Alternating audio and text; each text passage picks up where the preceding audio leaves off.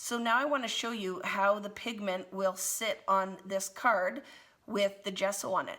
Another plus with this is if you get really upset or you don't like when the pigment or the amount of water makes your paper buckle, if it's for a layout, I find that the gesso helps prevent the buckling. All you do is prep the background with gesso. So when I'm gonna do this, I take a whole whack of white cardstock and I gesso my backgrounds, lay them all out to dry, and then I have my pre-gessoed paper. I also like to leave some little open spots where there isn't any gesso, because it's kind of fun to show a background where the paper has accepted the pigment differently depending on if it has gesso or doesn't have gesso. So a great little thing is to get some gesso. There is gesso in the Vicki Boutin line. Prep your backgrounds and just let them dry. So this one has the gesso, so let's move it out and let's add some pigment again. Let's do kind of the same color palette. So again, some pink, a little bit of yellow, and I think I had an orange in there too. Well, it's more like a red. And let's put a little bit more pink here. The one thing with the gesso, because it acts like a primer on the paper, because it's what it is, gesso is a primer, your pigment might take a couple of layers to get it to be as dark as you would like it to be, because it's not going to soak right into the paper right away like it does on the paper without the gesso. So don't be discouraged at the first time you do it and you're like, wow, that didn't turn out exactly how I wanted. It's not very dark. What I like to do is do a couple layered backgrounds. So even if you wanted to start just with a pink, let it dry, or quickly with a heat gun, never over baking it because your paper will curl. You can build your layers to get the depth that you want. But I just want you to see, I'm hoping that it will work. Oh, this one's working nicely. But your pigment sits right on top of that gesso. I'm going to show you this up close, but it did exactly what I wanted it to do, which is great when I'm filming. But look at how that pigment is way more vibrant when it's on top of the gesso than when it was on just plain cardstock. And the other thing I'm hoping you notice is that you're pretty committed. That paper, when it didn't have gesso on it, soaked the pigment up really quickly. So you get those kind of big blobs of paint, whereas this one, it sat on top and you get that really watercolory effect. So I have found that pre-gessoing the paper, I get really great results, and my paper doesn't buckle like it would if the paper wasn't primed with the gesso. I think it'd be fun to show you, if you don't have a clear sheet of acrylic, that it is also fun to use. I say fun a lot, I'm sorry. A stamping block. So let's do kind of an ombre effect. So I'm going to take some different shades of green, blend them on the acrylic block, and we can do this ombre effect. So here, let's put one more on there. Actually, and I'm going to add a blue, I think, too. Let's go with this darker one. Okay, so we're going to put that on here. I'm going to mist the block with water, and I'm going to blend those colors.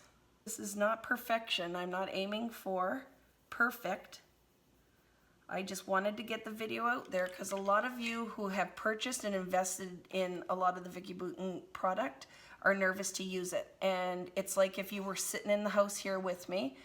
I'm not aiming for perfect videos to start. Sure, it's something I can learn, just like you guys are learning these new techniques, but for now, it's a great way to show you how to use some of these tools and products on a quick iPhone video. But it is, okay, we're not going for perfect here. So I just want you, see those bubbles in the back? So I'm gonna lift and see if I put my hand under what kind of effect I can get here. But I love that. Look how pretty that is. I want to show you a technique using the stencils. So these work so well. Why don't we color right on a stencil and see what kind of effect we'll get. So I'm going to take, I say so a lot too, I'm sorry. It's kind of odd when you're talking to yourself. But let's just doodle right on the stencil. So I'm going to try this, depositing some color on the stencils. And we're going to mist on the stencil and see what happens. So we will have this effect. And as I'm working, you know what happens. I get smarter as I go along. That maybe it's just as easy too if I take some of the color. Let's see what happens when I paint it on the stencil as well. So I'm just adding some water to the stencil, blending that color in again. And now I'm going to take the stencil, I'm going to mist it again, and I'm going to stamp on a background. So let's put that on there and use this as a stamp. I'm going to take a piece of paper towel. This is dirty, but it's okay. And I'm just going to rub that on here and see what happens. Oh, isn't that fun? So that's art crayon on a stencil, and that's just another technique you can use with the art crayons. Another way to use Vicki Boutin art crayons is with my Vicki Boutin glazes. This one is the iridescent glaze, and I like to call it crushed happy unicorn tears. Just take that off. When you open these packages and you get this piece in, discard it, because I find that it will soak the moisture out of your product. So when you open your glaze for the first time, just throw that little disc out. But if you can see this, it is super, super glittery and creamy. So I'm going to show you yet another way to use these art crayons. Take a little scoop of the glaze, and because these crayons are totally water soluble, we can mix the crayon with the glaze to get tinted, sparkly watercolor. Draw some of the crayon in, add some water, because the glaze is completely water soluble as well, so you can use it like a texture paste, but I can also use it to tint my crayons with some sparkle. So I am going to put this right in the crayon and, just for time's sake, paint it right on your background. I hope that you can see that. But trust me, I have sparkly watercolor with the art crayons and glaze. I don't know if you can see that, but I'm hoping you can. But there is shimmer in the watercolor paint. So it's another way to use the art crayons is with any of the Vicki Boutin glazes to get a silver finish in it, an iridescent finish, or a gold finish. With these art crayons being so creamy and they have so much pigment, another way you can transfer the color onto a background is with a baby wipe.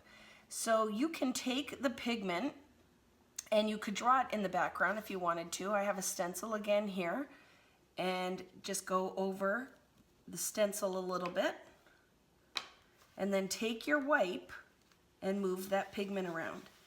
And it's a quick way to do a colored background with the stencil, baby wipe, and art crayons. Just make sure this is cheap cardstock, that when you do this, if your wipe is really wet, you don't overwork because you'll peel the paper. But look, isn't that fun? So it kind of has that watercolor effect, but it was easy. The tools are simple and cheap, and you get that fun technique. When I use these art crayons, I showed you some easier techniques. You also can go in here and traditionally watercolor with them. So I've drawn a couple of the colors on here, and I'm adding some water to get the pigment started.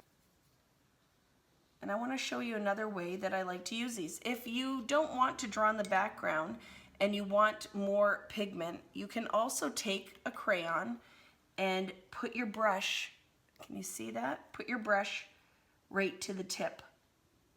And what I find here is I get a little bit more pigment. So I'm not wasting it by coloring on the background. I can get lots of pigment just directly from the crayon. So you can do these painted backgrounds as well.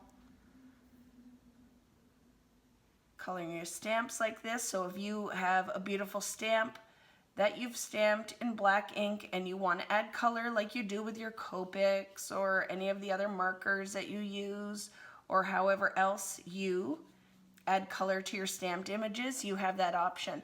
Another thing I like to do is take a crayon, wet the tip, and add paint splats. So I can also go on here and add paint splats just with water on the tip. So just another use for these art crayons. So that's it, folks. A little overview on Vicki Boutin art crayons and how easy they are to use. Remember, we stamped, colored on the stamp and stamped with it. We used them with the glazes to give it a shimmery finish. We used it with baby wipes to make a fun background, traditional watercoloring and watercolor splats on a gessoed background, an ombre effect with a stamping block, with a stencil, coloring your stamped images. So lots of different ways to use the Vicki Boutin art crayons. They're super fun and they have lots of pigment and a creamy consistency. You can find these, it's an American Crafts product, Vicki Boutin Mixed Media with American Crafts, and you can find them at your local scrapbook store or just Google search to find some online stores that sell them as well. I have lots of process videos coming showing you how I complete different projects using the art crayons.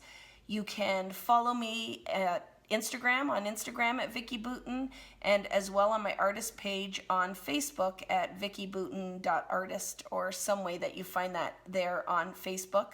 But there is an artist page and I will be posting lots of giveaways, lots of inspiration. Excited to be on this journey and glad that you are tagging along and sharing the experience with me. Please like the video, put any questions that you have on here, and I will try to answer them as soon as I can. And thanks for joining me today with the Vicki Boutin art crayons. See you soon.